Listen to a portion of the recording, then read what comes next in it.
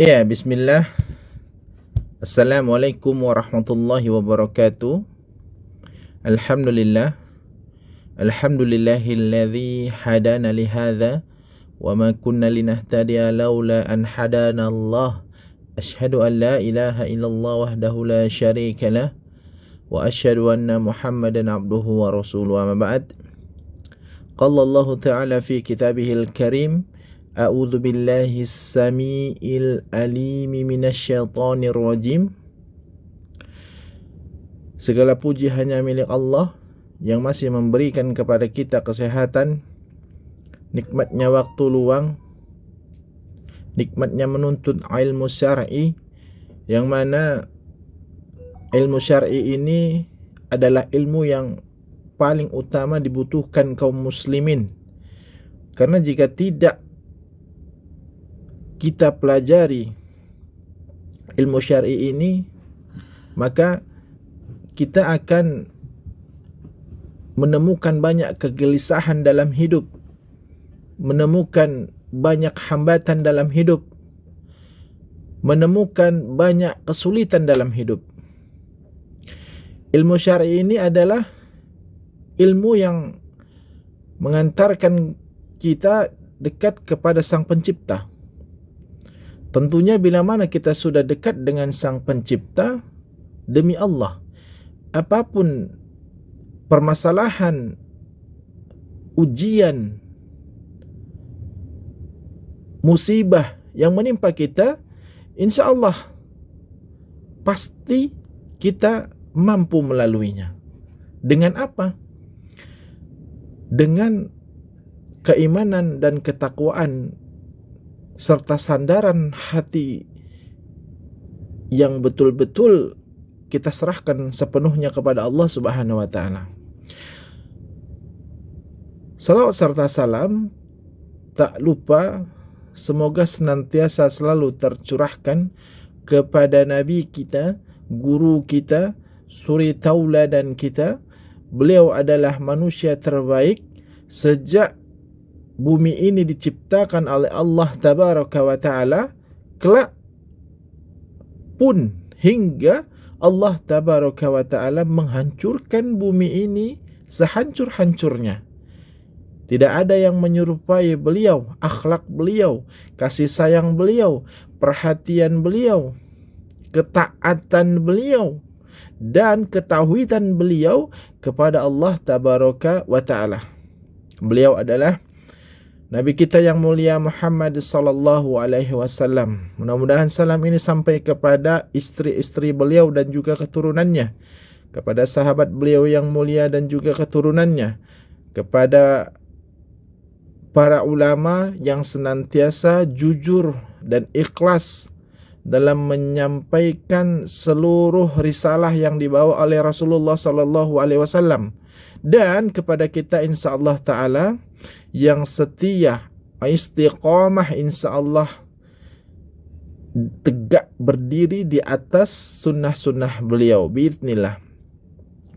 Teman-temanku yang semoga dirahmati oleh Allah Subhanahu wa taala, kali ini kita akan sharing ya, membedah atau menceritakan isi daripada buku yang berjudul Tazkiyatun Nafs ya, atau lebih sering kita sebut dengan penyucian jiwa ya, atau gelombang energi penyucian jiwa, yang sumbernya buku ini ya dikarang dan ditulis oleh Dr. Anas Ahmad Karzon. Beliau adalah pakar humanisme dan psikologi Islam ya. Beliau jebolan Universitas Ummul Qura Makkah Al-Mukarramah. Masya Allah. Semoga beliau senantiasa dilindungi dan dijaga oleh Allah Subhanahu wa taala dimanapun berada. Baik, apa itu Tazkiyatun Nafs?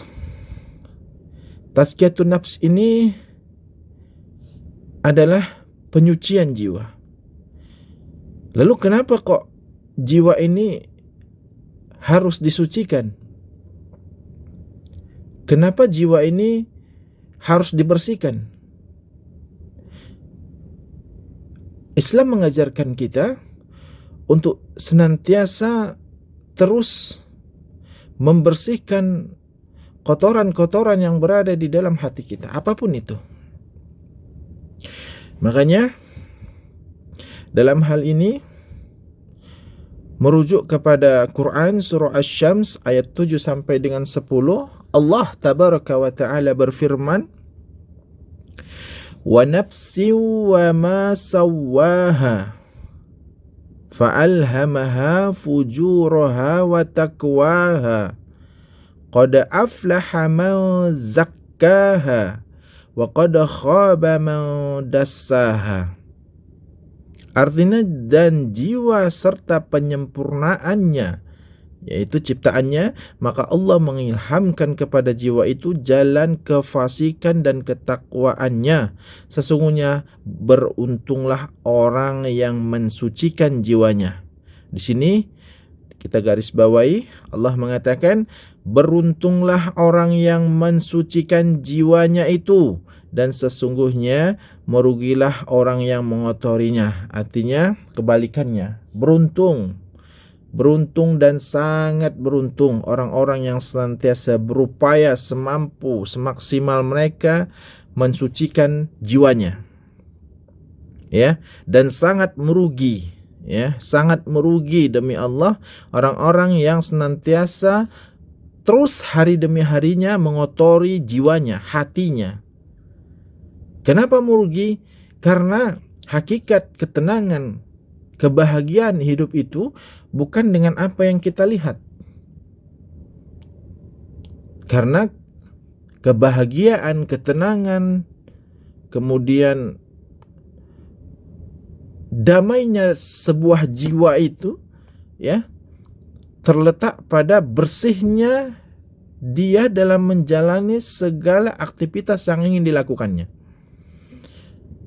dengan tentunya menjauhi perkara-perkara yang bisa mengotori hatinya, seperti sifat hasad, kemudian dengki, iri, khianat. Bila berjanji dia ingkar, bila dia dipercaya, diberikan amanah, dia khianat, dan bila dia berkata, dia berdusta. Ini termasuk hal-hal yang mengotori jiwanya. Ya, semoga Allah Subhanahu wa taala senantiasa menjauhkan kita dan keluarga kita dari sifat-sifat seperti ini. Karena sifat-sifat seperti ini, jika ini terus dibiasakan, akan menjadi darah daging, akan menjadi gumpalan hati yang sangat-sangat keras, ya. Dan merugilah orang-orang yang mengotori jiwa ini. Karena disinilah, ya, sentral ketenangan dalam suatu fisik, dalam suatu tubuh setiap manusia. Karena jika ini bermasalah, maka bermasalahlah semua, ya. Kemudian definisi penyucian jiwa itu sendiri adalah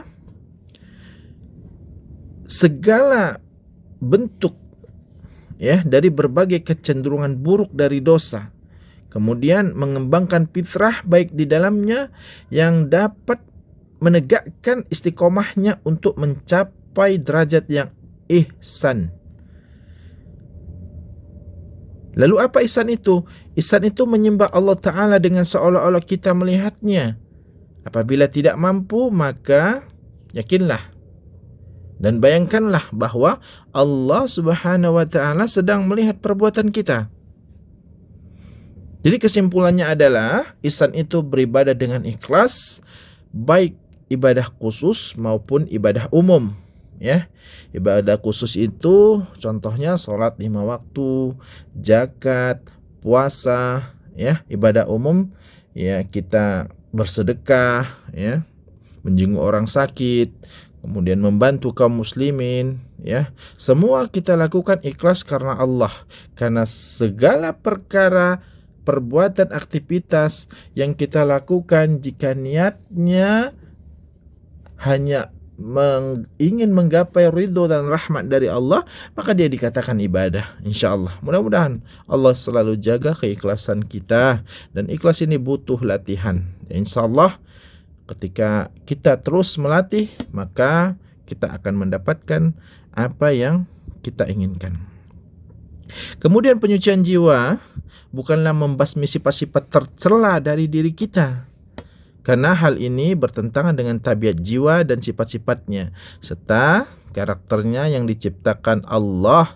Namun yang dimaksud adalah dominannya sifat-sifat baik dan menekan sifat buruk, serta mengarahkannya kepada segala sesuatu yang diridhoi Allah Azza wa Jalla. Selanjutnya, lebih lanjut lagi ya, kita bahas tentang jiwa manusia dan sifat-sifatnya, tentunya dengan kondisi-kondisi dan penjelasan mengenai berbagai metode penyuciannya. Selain itu juga dibahas dasar-dasar akidah dan penyucian jiwa, termasuk di dalamnya tauhid, komitmen kepada Al-Quran dan Sunnah, iman kepada qada dan qadarnya, dan iman kepada hari akhir. Ya, mungkin itu dulu. Nanti insyaallah ta'ala kita lanjut di lain seksi.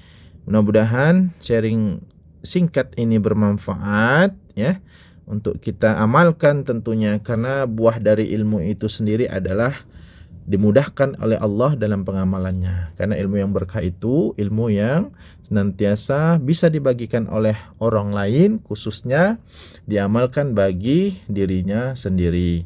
Wallahu ta'ala a'lam. Subhanakallahumma wa bihamdik, asyhadu an la ilaha illa anta, astaghfiruka wa atubu ilaik. Wassalamualaikum warahmatullahi wabarakatuh.